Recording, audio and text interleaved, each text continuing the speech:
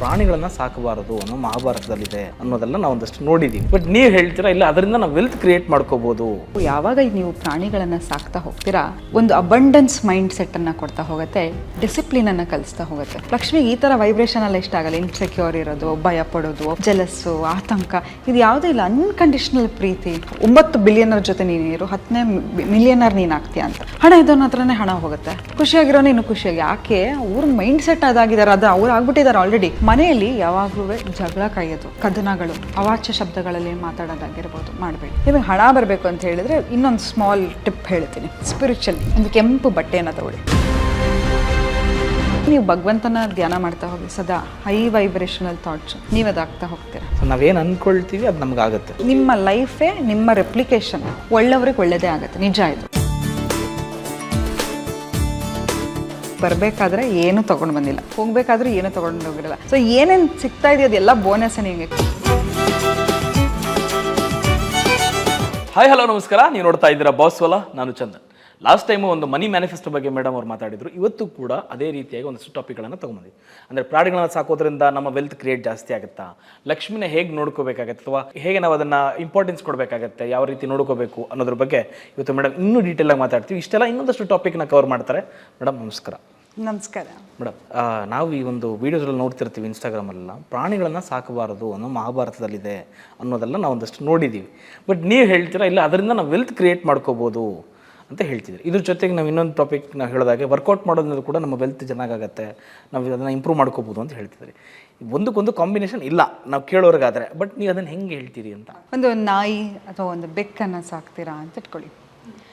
ನಾಯಿ ಆಗಿರಲಿ, ಬೆಕ್ಕಾಗಿರಲಿ, ಒಂದು ಹೈ ವೈಬ್ರೇಷನಲ್ ಆಗಿರ್ತಕ್ಕಂಥ ಪ್ರಾಣಿಗಳು. ಈಗ ನೋಡಿ, ಭೂಕಂಪ ಆಗ್ತಾ ಇದೆ ಅಂತ ತಿಳ್ಕೊಳ್ಳೋಣ, ಅಥವಾ ಕಳ್ಳ ಯಾರೋ ಒಬ್ಬ ಅಪರಿಚಿತ ನಿಮ್ಮ ಮನೆ ಹತ್ರ ಒಂದು 100 ಮೀಟ್ರ್ ದೂರ ಇರಲಿ, ಪ್ರಾಣಿಗಳಿಗೆ ಗೊತ್ತಾಗುತ್ತೆ. ನಿಮ್ಮ ಗಾಡಿ ಬರ್ತಾ ಇದ್ರು ಗೊತ್ತಾಗುತ್ತೆ.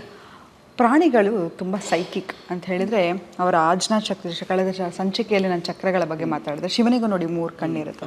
ಸೊ ಮುಂದೆ ಆಗೋದನ್ನು ಎಲ್ಲವೂ ಪ್ರಾಣಿಗಳಿಗೆ ಗೊತ್ತಾಗುತ್ತೆ. ಆ ಪ್ರಾಣಿಗಳ ಅವರ ಸಾವು ಯಾವಾಗ ಬರುತ್ತೆ, ಹೇಗೆ ಬರುತ್ತೆ, ಹೇಗೆ ನಾನು ಸಾಯಬೇಕು ಅನ್ನೋ ಕೂಡ ಇಚ್ಛಾಶಕ್ತಿ ಇರ್ತಕ್ಕಂಥ, ಇಚ್ಛಾಶಕ್ತಿ, ಮರಣವನ್ನು ಹೊಂದುವಂಥ ಶಕ್ತಿ ಕೂಡ ಪ್ರಾಣಿಗಳಿಗಿದೆ.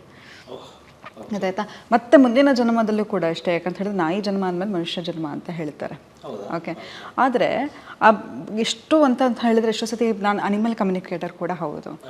ಓಕೆ, ಎಷ್ಟೋ ಸತಿ ನಾನು ಪ್ರಾಣಿಗಳ ಹತ್ರ ಕಮ್ಯುನಿಕೇಟ್ ಮಾಡಿದಾಗ ಅವು ಹೇಳ್ತವೆ ನನ್ನ ರೀಇನ್ಕಾರ್ನೇಟ್ ಅಂತ ಹೇಳ್ತಾರೆ. ಇನ್ನೊಂದು ಜನ್ಮವನ್ನು ತೊಗೊಂಡು ನನ್ನ ಒಡೆಯನ ಮನೆಗೆ ನಾನು ವಾಪಸ್ ಹೋಗಬೇಕು ಅಂತಂದರೆ, ಮನುಷ್ಯ ಜನ್ಮವನ್ನು ತ್ಯಜಿಸಿ ಆ ಪ್ರಾಣಿಗಳು ಅಷ್ಟು ನಿಸ್ವಾರ್ಥವಾಗಿ ಎಷ್ಟೋ ಸತಿ ನಮಗೆ ಬರಬೇಕಾಗಿರ್ತಕ್ಕಂಥ ಕುತ್ತುಗಳನ್ನು ತಾವು ತಗೊಳ್ಳೋ ಶಕ್ತಿ ಅವಿಗೆ ಇರುತ್ತೆ. ಅದಲ್ಲದೆ ಅದನ್ನೆಲ್ಲ ಒಂದು ಎನರ್ಜೆಟಿಕಲ್ ಪಾರ್ಟ್ ಬಿಟ್ಬಿಡೋಣ. ಈಗ ಒಂದು ಪ್ರಾಣಿ ಬಂದು ನಿಮ್ಮ ಹತ್ರ ನಿಮ್ಮ ಮನೇಲಿದೆ ಅಂತ ಹೇಳಿದ್ರೆ, ಬಾಯಿ ಬಿಟ್ಟದು ಮಾತಾಡಬೇಕು. ನಾನು ನಿನ್ನ ಪ್ರೀತಿಸ್ತೀನಿ. ನಮ್ಮ ಸಂಗಾತಿಗೆ ನಾವೇನು ಮಾಡ್ತೀವಿ, ಫೋನ್ ಇಡುವಾಗ ಚಿನ್ನ ನೀನು ನಂಗೆ ಲವ್ಯನೇ ಹೇಳಲಿಲ್ಲ ಯಾಕೆ ಅಂತ ಹೇಳ್ಬಿಟ್ಟು ತಿರ್ಗಾ ಕಾಲ್ ಮಾಡಿಬಿಟ್ಟು ಕೇಳ್ತೀವಿ. ಆಯಿತಾ?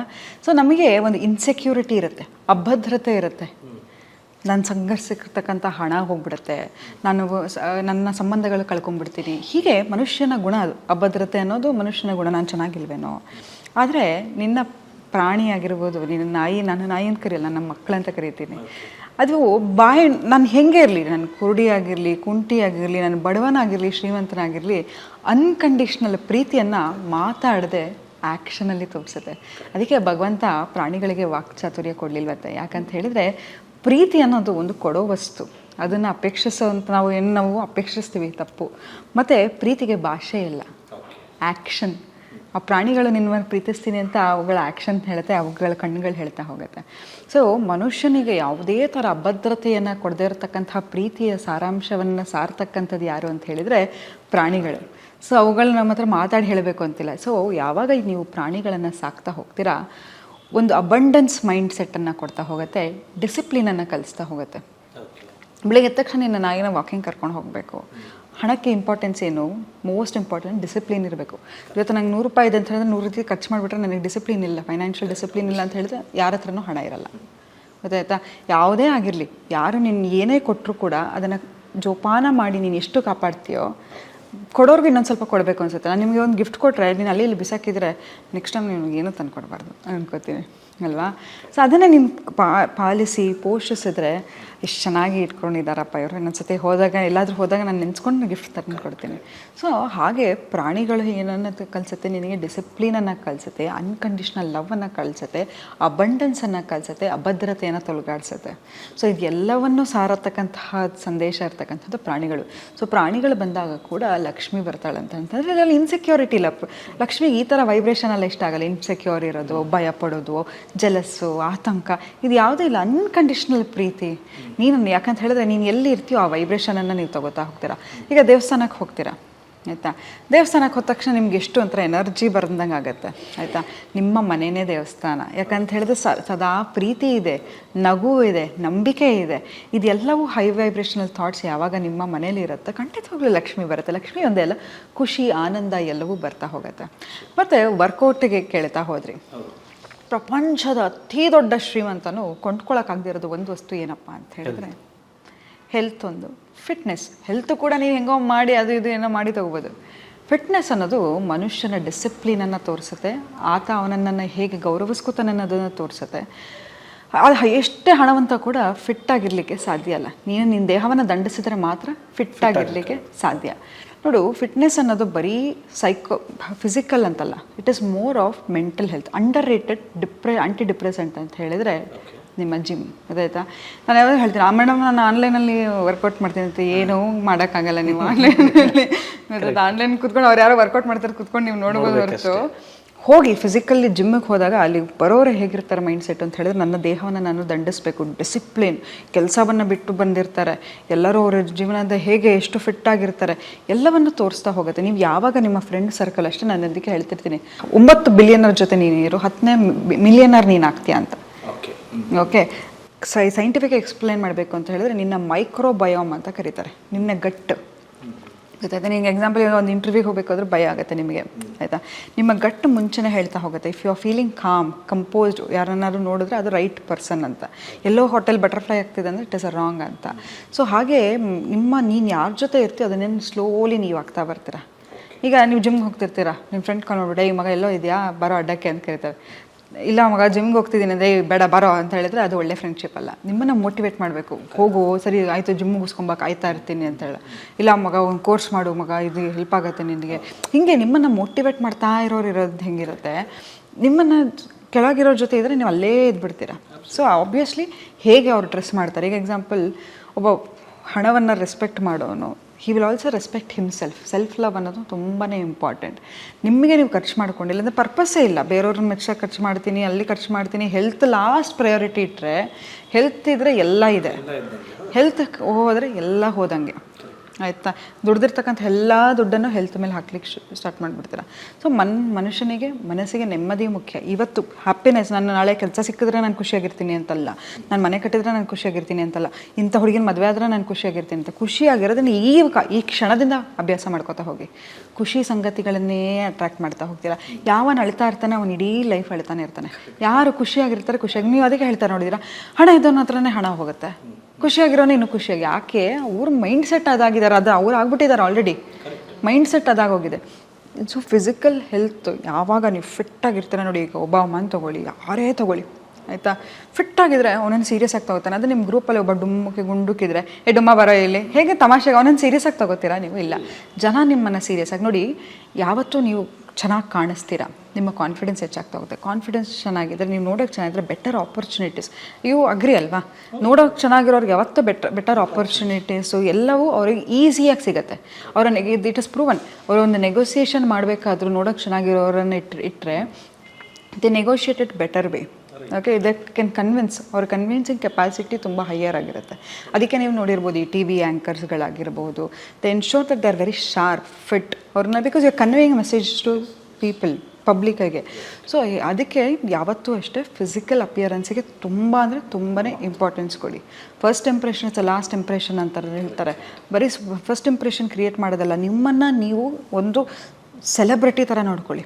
ಪ್ರತಿಯೊಂದು ಸೆಲೆಬ್ರೇಟ್ ಮಾಡಿ, ಚೆನ್ನಾಗಿ ಕಾಣಿಸ್ತಿದ್ದೀರ ಫೋಟೋ ತೆಕ್ಕೊಳ್ಳಿ, ಹಾಕಿ, ಬೇರೆಯವ್ರನ್ನ ಮೆಚ್ಚಿಸ್ಬೇಕು ಅಂತಲ್ಲ, ನಿಮ್ಮನ್ನು ನೀವು celebrate your self, celebrate everything about your self. ನಿಮ್ಮ ಮೇಲೆ ನೀವು ಬೆಳಗ್ಗೆ ಎದ್ದ ತಕ್ಷಣ ನಿಮ್ಮನ್ನು ನೀವು ಹಗ್ ಮಾಡಿಕೊಳ್ಳಿ, ನಿಮ್ಮ ಬಗ್ಗೆ ನೀವು ಅಚೀವ್ಮೆಂಟ್ಗಳ ಬಗ್ಗೆ ಮಾತಾಡ್ತಾ ಹೋಗಿ, ನಿಮ್ಮನ್ನು ನೀವು ಏನು ಅಂತ ಹೇಳಿದರೆ ಸೆಲೆಬ್ರೇಟ್ ಮಾಡ್ತಾ ಹೋಗಿ. ಯಾಕಂತ ಹೇಳಿದ್ರೆ ನಾನು ಹೇಳಿದೆ, ನಿಮ್ಮಲ್ಲಿರ್ತಕ್ಕಂಥ ಒಂದು ಒಳ ಮಗು ಇದೆಯಲ್ಲ, ಅದು ಆಚೆ ಕಡೆ ವ್ಯಾಲಿಡೇಷನನ್ನು ಕೇಳ್ತಾ ಇರುತ್ತೆ. ಈಗ ಒಂದು ಸಣ್ಣ ಮಗು ನೋಡಿರ್ಬೋದಾ, ಇದನ್ನು ನೀವು ಯಾವ್ದಾದ್ರು ಮನೆಗೆ ಹೋದರೆ ಏನೋ ಗೀಚಿರುತ್ತೆ, ಅಂಕಲ್ ನೋಡಿ ಇದು ಮಾಡಿದ್ದೀನಿ ಅಂತ, ಇನ್ನೊಂದು 5 ನಿಮಿಷ ಹೋಗುತ್ತೆ, ಅಂಕಲ್ ನೋಡಿ ನಾನು ಹತ್ತೀನಿ ಅಂತ ಹೇಳುತ್ತೆ. ಏನಾದರೂ ಒಂದು ಮಾಡ್ತಾ ಇರುತ್ತೆ. ಯಾಕಂತ ಹೇಳಿದ್ರೆ ನಿಮ್ಮ ಅಟೆನ್ಷನ್ ಅದಕ್ಕೆ ಬೇಕಾಗ್ತಾ ಇರುತ್ತೆ. ಹಾಗೆ ನಿಮ್ಮ ಒಳ ಮನಸ್ಸು ಏನಿದೆ, ಇನ್ನರ್ ಚೈಲ್ಡ್ ಇದೆಯಲ್ಲ, ಅದು ಆಚೆ ಕಡೆಯಿಂದ ವ್ಯಾಲಿಡೇಷನ್ ಹುಡುಕ್ತಾ ಇರುತ್ತೆ. ಈಗ ನನಗೊಂದು ಸೀರೆ ಉಟ್ಕೊಂಬಂದೆ, ಯಾರು ಚೆನ್ನಾಗಿದೆ ಅಂತ ಹೇಳಿಲ್ಲ ಅಂತ ಹೇಳಿದ್ರೆ ನನಗೆ ಅನಿಸ್ತಾ ಇರುತ್ತೆ, ನಾನು ಚೆನ್ನಾಗಿ ಕಾಣಿಸ್ತಿಲ್ವ, ಯಾರು ಹೇಳಲಿಲ್ಲ ಅಂತ. ಅದೇ ನಾನೇ ಕನ್ನಡ ಬಂದೆ, ವಾವ್ ಸೌಜನ್ಯ ಎಷ್ಟು ಬ್ಯೂಟಿಫುಲ್ಲಾಗಿ ಕಾಣಿಸ್ತಿದ್ಯಾ ಅಂತ ಹೇಳಿ. I don't want that validation outside. ನಾನು ಕೇಳೋದು ಇಲ್ಲ ಚೆನ್ನಾಗಿದೆಯಾ ಚೆನ್ನಾಗಿಲ್ವಾ ಅಂತ. So it is very important. ನಿಮಗೆ ನೀವು ಹೇಗೆ ನೋಡ್ಕೋತಾ ಹೋಗ್ತಾರೆ, ನಿಮಗೆ ನೀವು ಪ್ರೀತಿ ಕೊಟ್ಕೋತಾ ಹೋಗಿ, ನಿಮ್ಮನ್ನು ನೀವು ಹೊಗಳ್ತಾ ಹೋಗಿ, ಇದೆಲ್ಲವೂ ನೀವು ಮಾಡ್ತಾ ಹೋದರೆ ಹಣ ನಿಮಗಾಗಿ ನಿಮ್ಮ ಅದಾಗೆ ಅದು ಆಕರ್ಷಣೆ ಆಗ್ತಾ ಹೋಗುತ್ತೆ. ಈಗ ಯಶ್ ಆಗಿರ್ಬೋದು, ತುಂಬ ಕಡು ಬಡವರಿಂದ ಬಂದು ಇವತ್ತು ಸ್ಟಾರ್ ಆಗಿರ್ತಾರೆ, ಅಥವಾ ದರ್ಶನ್ ಆಗಿರ್ಬೋದು, ಯಾರೇ ಒಂದು ಕಡು ಬಡವರಿಂದ ಒಂದು ಡಿಸಿಪ್ಲಿನ್ ಇಟ್ಕೊಂಡು ಅದು ಮೇಲ್ಗಡೆ ಬಂದಿರ್ತಾರೆ. ಸೊ ಕೆಲವ್ರಿಗೆ ಅದು ಇರೋದಿಲ್ಲ, ಅದನ್ನು ಅಳವಡಿಸ್ಕೊಳ್ಳೋದು ಹೇಗೆ ಇದನ್ನು? ಈಗ 2 ಥರ ನೋಡೋದು ಜೀವನದಲ್ಲಿ. ನಿನಗೆ 2 ಚಾಯ್ಸ್ ಕೊಡುತ್ತೆ ಜೀವನ. ಹಾಗೆ ನಾನು ಹೇಳಿದೆ ನಿಮಗೆ, ಈ ಯೂನಿವರ್ಸ್ ಅನ್ನೋದು ಒಂದು ಯೂನಿವರ್ಸಿಟಿ ಥರ ಪಾಠ ಕಲಿಸ್ತಾ ಇರುತ್ತೆ. ಫೇಲ್ ಆಗ್ತೀಯಾ, ತಿರ್ಗಾ ಹಿಂದೆ ಕ್ಲಾಸ್ ತೊಗೊಂಬಂದು ಇನ್ನೂ ಕಷ್ಟದ ಪೇಪರ್ ನೋಡಿ. ಯಾವಾಗಲೂ ಸಪ್ಲಿಮೆಂಟ್ರಿ ಕ್ವಶನ್ ಪೇಪರ್ ಯಾವಾಗಲೂ ಕಷ್ಟ ಇರುತ್ತೆ, ಮೊದಲನೇ ಎಕ್ಸಾಮ್ ಪಾಸ್ ಮಾಡೋದೇ ಈಸಿ ಇತ್ತು ಅಂತ. ಹಾಗೆ ಜೀವನ ನಿನಗೆ ಒಂದು ಅವಮಾನ ಮಾಡುತ್ತೆ, ಆಯಿತಾ? ನೀನು ಯಾರನ್ನ ಪ್ರೀತಿಸ್ತಿರ್ತೀಯ ಅವ್ರನ್ನ ದೂರ ಹೇಳ್ಕೊಂಬಿಡುತ್ತೆ. ನೀನು ಏನು ಕೆಲಸ ಇಷ್ಟಪಡ್ತಿರ್ತೀಯ ಅದನ್ನು ತೊಗೊಂಡ್ಬಿಡುತ್ತೆ. ಆದರೆ ಆ ಪ್ಯಾಟ್ರನನ್ನು ನೋಡ್ತಾ ಹೋಗಿ ನಿಮ್ಮ ಜೀವನದಲ್ಲಿ ಏನು ಕಳ್ಕೊಂಡಿರ್ತೀರಾ, ಪಡ್ಕೊಂಡಾಗ ಅದು ಇನ್ನೂ ಅದ್ಭುತವಾಗಿರೋದನ್ನೇ ಪಡ್ಕೊಂಡಿರ್ತೀರ. ಯಾವತ್ತಾದರೂ ನೋಡಿ, ನೀವು ಹೋಗಿರೋ ರಿಲೇಷನ್ಶಿಪ್ ಆಗಿರ್ಬೋದು, ಇವತ್ತು ನೀವು ಮದುವೆ ಆಗಿರೋ ಹೆಂಡತಿ ನಿಮ್ಮ ಹಳೆಯ ಗರ್ಲ್ಫ್ರೆಂಡ್ಗಿಂತ ಎಷ್ಟೋ ಬೆಟರ್ ಆಗಿರ್ತಾಳೆ, ಆಯಿತಾ? ಅಥವಾ ನೀವು ಕಳ್ಕೊಂಡಿರ್ತಕ್ಕಂಥ ಕೆಲಸಕ್ಕಿಂತ ಒಂದು ಬೆಟರ್ ಕೆಲಸ ಸಿಗಿರುತ್ತೆ. ಆ ಗ್ಯಾಪಲ್ಲಿ ಆ ಕಷ್ಟ ಅನುಭವಿಸ್ತೀರಲ್ವಾ? ಈಗ ಇಲ್ಲೊಂದು ಮರ ನಿಂತಿದೆ ಅಂದರೆ ಆ ಬೇರು ಎಷ್ಟು ಸ್ಟ್ರಾಂಗ್ ಇರುತ್ತೆ, ಮರ ಎಷ್ಟು ಸ್ಟ್ರಾಂಗ್ ಇರುತ್ತೆ. ಬೇರೆ ಸ್ಟ್ರಾಂಗ್ ಇಲ್ಲ ಅಂತ ಹೇಳಿದ್ರೆ ಜೋರಾಗಿ ಗಾಳಿ ಬಂದ ತಕ್ಷಣ ಬಿದ್ದೋಗುತ್ತೆ. ಹಾಗೆ ಈ ಥರದವರೆಲ್ಲ ಏನಾಗಿರ್ತಾರೆ, ಕಷ್ಟಪಟ್ಟು ಅವಮಾನ ನೋಡಿ. ಅವ್ರಿಗೆ 2 ಚಾಯ್ಸ್ ಇತ್ತು. ಜನ ಅವಮಾನ ಮಾಡಿದಾಗ, ಅವ್ರಿಗೇನೋ ಒಂದು ಇದು ಕೀಳಾಗಿ ನೋಡಿದಾಗ ಇನ್ನೂ ಕುಗ್ಗಿ ಡಿಪ್ರೆಷನ್ಗೆ ಹೋಗ್ಬೋದಿತ್ತು. ಆದರೆ ಅವ್ರ ಚಾಯ್ಸ್ ಏನು ಮಾಡಿದ್ರು, ನಾನು ಜೀವನದಲ್ಲಿ ಏನಾದರೂ ಒಂದು ದಿನ ಸಾಧಿಸ್ತೀನಿ, ಇವ್ರನ್ನ ಬಂದು ನನ್ನ ಹತ್ರ ಬಂದು ಅಪಾಯಿಂಟ್ಮೆಂಟಿಗೆ ವೆಯ್ಟ್ ಮಾಡಬೇಕು, ಅದು ಗೊತ್ತಾಯ್ತಾ? ಅದು ಅವರ ಮೈಂಡ್ಸೆಟ್ ಏನಿದೆಯೋ ಅದು ಅವ್ರನ್ನ ಬದಲಾಯಿಸ್ತಾ ಹೋಗುತ್ತೆ. ಯಾವತ್ತೂ ತಿಳ್ಕೊಳ್ಳಿ, ನಮಗೆ ಅವಮಾನ ಮಾಡ್ತಾರೆ, ಕೀಳಾಗಿ ನೋಡ್ತಾರೆ, ನಮ್ಮ ಮೇಲೆ ಅನುಮಾನ ಪಡ್ತಾರೆ. ಯಾರೇ ಬಿಟ್ಬಿಡ್ಲಿರಿ, ನಿಮ್ಮನ್ನು ಪ್ರಪಂಚದಲ್ಲಿ ಯಾರೂ ಇಲ್ಲ ಅಂತ ಹೇಳಿದ್ರೆ ನೀವು ಬದುಕ್ಬೋದು. ನೀವು ಹುಟ್ಟಿದಾಗ ನಿಮ್ಮ ಅಪ್ಪ ಅಮ್ಮ ಯಾರು ಅಂತಲೇ ನಿಮ್ಗೆ ಗೊತ್ತಿರಲ್ಲ, ಆಯಿತಾ? ನೀವು ಬರ್ತಕ್ಕಂಥ ರಿಲೇಷನ್ಶಿಪ್, ನೀವು ಫಸ್ಟ್ ಆಫ್ ಆಲ್ ಇಲ್ಲಿಗೆ ಬರಬೇಕಾದ್ರೆ ಏನೂ ತೊಗೊಂಡು ಬಂದಿಲ್ಲ, ಹೋಗಬೇಕಾದ್ರೂ ಏನೂ ತೊಗೊಂಡು ಹೋಗಿರಲ್ಲ. ಸೊ ಏನೇನು ಸಿಗ್ತಾ ಇದೆಯೋ ಅದೆಲ್ಲ ಬೋನಸ್ಸೇ. ನಿಮಗೆ ಕಳ್ಕೊಳ್ಳೋಕೆ ಏನೂ ಇಲ್ಲ, ನೀನು ಇನ್ವೆಸ್ಟ್ ಮಾಡಿರೋದು ಏನೂ ಇಲ್ಲ ಕಳ್ಕೊಳ್ಳೋಕೆ. So it was just a mind game, ಗೊತ್ತಾಯ್ತಾ? ಸೊ ಆಲ್ವೇಸ್ ರಿಮೆಂಬರ್, ಒಂದು ವ್ಯಕ್ತಿ ನಿಮ್ಮ ಲೈಫ್ ಟೈಮ್ ಇನ್ವೆಸ್ಟ್ಮೆಂಟ್ ಅಂತ ಹೇಳಿದರೆ ಯಾರೂ ಅಲ್ಲ. ಕನ್ನಡಿ ಮುಂದೆ ಹೋಗಿ ನಿಂತ್ಕೊಳ್ಳಿ, ಆ ವ್ಯಕ್ತಿನ ಮಾತ್ರ ಯಾವತ್ತೂ ಬಿಟ್ಕೊಡ್ಬೇಡಿ. ಆ ವ್ಯಕ್ತಿ ನೀವು ಯಾವತ್ತು ಬಿಟ್ಕೊಡ್ತೀರಾ, ನಿಮ್ಮ ಲೈಫಲ್ಲಿ ಯಾವತ್ತು ಎಂಡ್ ಅಂತ ಅಂದ್ಕೊಳ್ಳಿ. ಸೂಪರ್, ಚೆನ್ನಾಗಿ ಹೇಳಿದ್ರಿ ಇದನ್ನು. ಚೆನ್ನಾಗಿ ಮೇಡಮ್, ಇನ್ನು ಲಕ್ಷ್ಮಿ ಬಗ್ಗೆ ಹೇಳ್ತಿದ್ರಿ, ನಾವು ಹೇಗೆ ನೋಡ್ಕೋಬೇಕು ಅಥವಾ ಹೇಗೆ ಅದನ್ನು ಇಂಪ್ಲಿಮೆಂಟ್ ಮಾಡಿಕೊಂಡ್ರೆ ಲಕ್ಷ್ಮಿ ನಮ್ಮ ಮನೆ ಒಳಗಡೆ ಈಸಿಯಾಗಿ ಬರ್ತಾರೆ ಅಂತ. Even if it is denomination of 10 rupees ಆಗಿರ್ಬೋದು, 100 ರೂಪೀಸ್ ಆಗಿರ್ಬೋದು. ಯಾರೊಬ್ಬರು ನೀವು 200 ರೂಪಾಯಿ ಮೋಸ ಮಾಡಿಬಿಟ್ರು ಅಂತ ಇಟ್ಕೊಳ್ಳಿ, ಮೋಸ ಮಾಡ್ತಿದ್ದ ನನಗೆ ಗೊತ್ತಿರುತ್ತೆ, ಬಿಟ್ಕೊಡಬೇಡಿ. ಓಕೆ, ಈಗ ನನಗೆ ಯಾರೋ ಅವಮಾನ ಮಾಡ್ದಂಗೆ, ಅದು ನಾನು ಲಕ್ಷ್ಮಿನ ಅವಮಾನ ಮಾಡ್ದಂಗೆ. ಇವಾಗ ನಾನು ನೀವು ಒಂದು ಫ್ರೆಂಡ್ಸ್ ಆಗಿದ್ರು ಕೂಡ ಯಾರೊಬ್ರು ನನಗೆ ಏನೋ ನನ್ನನ್ನು ಕೀಳಾಗಿ ನೋಡ್ತದೆ, 200 ರೂಪಾಯಿ ತಾನೇ ಬಿಟ್ಟಾಕು ಅಂತ ಹೇಳಿದ್ರು, ನೀವು ನನಗೆ ಸಪೋರ್ಟ್ ಮಾಡಲಿಲ್ಲ ಅಂತ ಹೇಳಿದ್ರೆ ನನಗೆ ನೀವು ಸ್ವಲ್ಪ ಇವ್ರು ಯಾಕೆ ಅವ್ರು ಅವಮಾನ ಮಾಡ್ತಾಯಿದ್ರು, ಇವ್ರೇನೋ ಮಾತಾಡಲಿಲ್ವಲ್ಲ ಅಂತ I will feel bad. So ದುಡ್ಡನ್ನು ರೆಸ್ಪೆಕ್ಟ್ ಮಾಡಿ. ಲಕ್ಷ್ಮಿ ಭಾಳ ಸ್ವಾಭಿಮಾನಿ, ಆಯಿತಾ? ಮತ್ತು ನಿಮ್ಮ ಮನೆ ಅನ್ನೋದೊಂದು ಸ್ಯಾಂಕ್ಚುರಿ ಥರ, ಒಂದು ಹ್ಯಾಪಿ ಪ್ಲೇಸ್. ಎಷ್ಟು ದುಡಿದ್ಬಿಟ್ಟು ಬರೀತೀರ, ದಣದು ಬರ್ತೀರಾ, ಮನೆಗೆ ಬಂದ್ರಬ್ಬ ನೆಮ್ಮದಿಯಾಗಿ ಮಲ್ಕೊಳ್ಳೋಣ ಅನ್ಸೋದು ಮನೆಯೇ. ಎಲ್ಲಿ ಹೋದ್ರೂ ಮನೆಗೆ ಬರಬೇಕು ಅಂತ ಅನಿಸ್ತಾ ಇರುತ್ತೆ. That is why we call it as home. House ಅಂತ ಕರೆಯಲ್ಲ ನಾವು, ಹೋಮ್ ಅಂತ ಕರಿತೀವಿ. ಮನೆಯಲ್ಲಿ ಯಾವಾಗಲೂ ಜಗಳ ಕಾಯೋದು, ಕದನಗಳು, ಅವಾಚ್ಯ ಶಬ್ದಗಳಲ್ಲಿ ಮಾತಾಡೋದಾಗಿರ್ಬೋದು ಮಾಡಬೇಡಿ. ನಿಮ್ಮ ಮನೆಯೇ ಒಂದು ದೇವಸ್ಥಾನ. ಆದಷ್ಟು ಬೇಕಾದ್ರೆ ನೀವು ನೋಡಿ, ಅಡುಗೆ ಮಾಡುವಾಗ, ಆಯಿತಾ? ನನ್ನ ಧರ್ಮ ಹಿಂದೂ, ನಾನು ಹಾಗಾಗಿ ವಿಷ್ಣು ಸಹಸ್ರನಾಮ ಕೇಳ್ಕೊಂಡು ಅಡುಗೆ ಮಾಡ್ತೀನಿ. ಯಾಕಂತ ಹೇಳಿದ್ರೆ ಆಹಾರಂ ತತ್ ತ್ವಂ ಅಸಿ ಅಂತ ಹೇಳ್ತಾರೆ. ನೀವು ಏನನ್ನ ಆಹಾರ ತಿಂತೀರ ಅದು ನೀವು ಆಗ್ತಾ ಹೋಗ್ತೀರ.